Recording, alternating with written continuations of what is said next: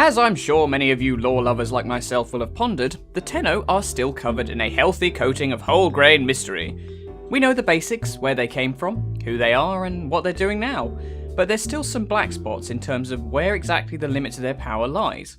Even after all the focus bollocks and magic transference lasers, personally I believe that the Tenno aren't quite firing on all cylinders, as it were. This doubt is exactly why, when faced with my own choice of syndicate in-game, I elected to join the Arbiters of Hexis. Well, I mean that and the Burst-On mod. The Arbiters are, in short, essentially a Tenno fan club.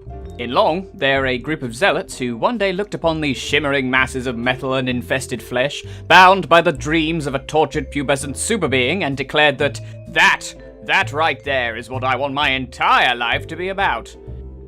Sorry, what was I talking about again?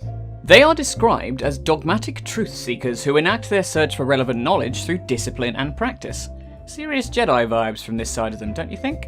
They apparently reject the Tenno as warrior mythology as an Orokin lie meant to manipulate them and constrict their true potential. What is this vague potential destiny, you might well ask? I'm not even sure they know, to be honest, but I wouldn't be surprised if they were at least partially right that the Tenno are meant for more than just bashing Grineer's skulls in with the nearest blunt object. Their motivations are fairly cut and dry in that they simply desire to discover the truth of the Tenno's existence and where their path will lead them.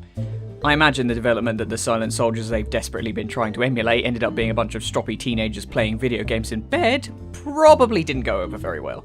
Their methods, on the other hand, seem a little unclear.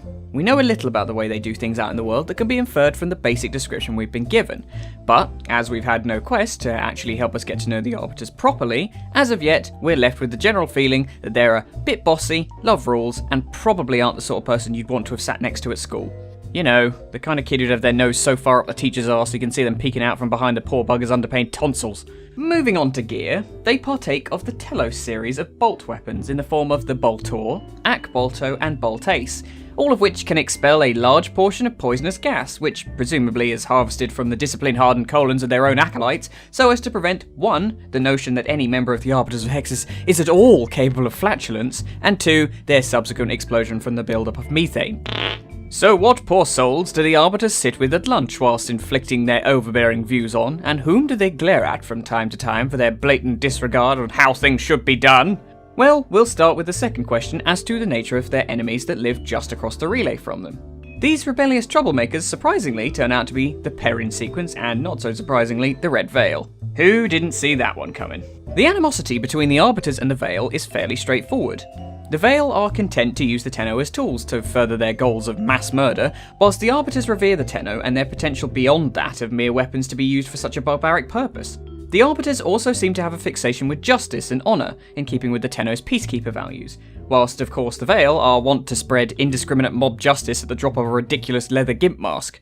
Now, not so obvious, however, is the Arbiters' rocky relationship with everyone's favourite corpus defectors, the Perrin sequence. Now at a first glance, it seems as if the two factions should get along like a dojo on fire. They both value peace, they both value pacifism, and they both share a certain reverence for the Tenno. Herein lies the problem, however, because whilst the Arbiters see the Tenno themselves as deserving of their admiration, the sequence, being an offshoot of the Corpus conglomerate, known for their obsession with Orokin technology, would most likely see the Tenno as merely a marvel of Orokin engineering, trivialising the idea of any higher purpose that the Arbiters may perceive.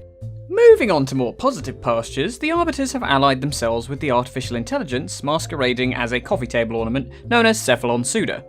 This is probably nothing to do with views on the Tenno specifically, and more likely the friendship is based on shared vigour in the pursuit of knowledge and ultimately truth. Suda poses no threat to the Arbiters and is likely seen as a harmless research tool to aid them in their quest for enlightenment. Oh boy, if they only knew. Cephalon Suda is the leader of her eponymous syndicate, a group of inquisitive individuals who scour the universe for information in their unending quest for comprehension and understanding. Suda herself is described as being seemingly devoid of emotion, a quality which I don't quite believe considering recent events, but we'll get to that later. She shares the intense thirst for knowledge that her followers have and sees any form of destruction as wasteful. In a world perched on long-forgotten technology, any information is good information, and blowing it up is just burying your head in the sand.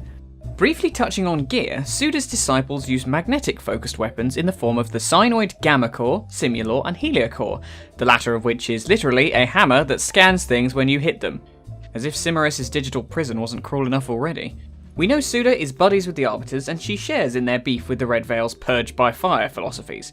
But she also has a greater enemy in the hippies down the hall, New Loka, a group who despise technology and, as you can imagine, the perversion of human form that the Cephalons embody by nature. If they had things their way, we'd all be living in a commune, shitting in a bucket for fertilizer and doing sun salutations every morning. Gross. Now, more interestingly, Suda's past recently came to light in a quest called Octavia's Anthem and its prequel comic, What Remains, and we got some juicy answers to questions we've had for a while. Said comic tells the story of an unnamed Archimedean historian who existed during the war with the Sentients.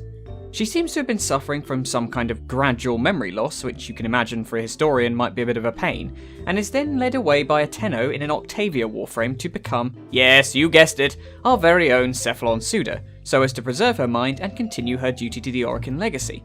And they say the job for life is dead. So, yeah, we finally know that Orden Karis' transformation into the not-so-mildly mannered Ordis wasn't an isolated incident. This, and a comment Suda makes on Cimeris' real name being Ermis during Octavia's Anthem, pretty much confirms what we'd already suspected.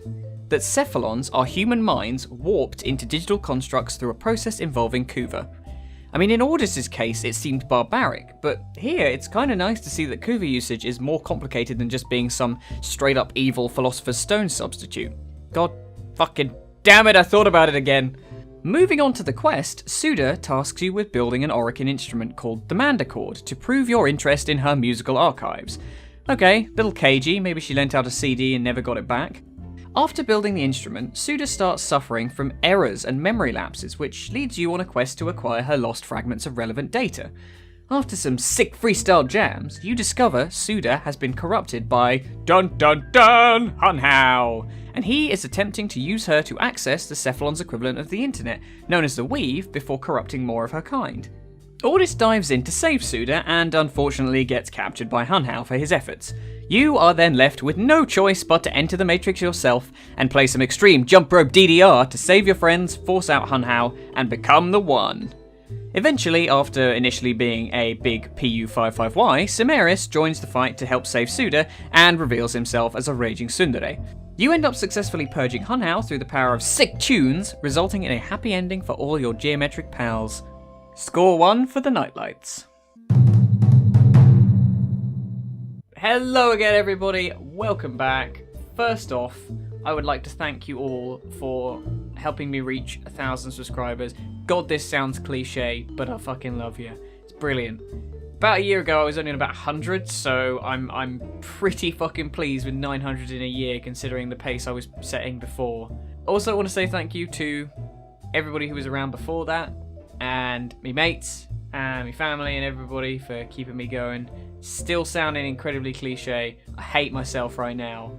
I am open to doing something special to commemorate 1,000 subscribers, so suggest a way in the comments, alongside all the usual lorage and chattery in the comments. That'd be great. If you have enjoyed this labor of laziness, then you can slap that like button silly. And if you'd like to see more, then you can subscribe to my channel for hopefully more plentiful garbage in the future. As usual, guys, I've been Luke, this has been Loreframe, and you have been awesome. Farewell, friends. Auf Wiedersehen!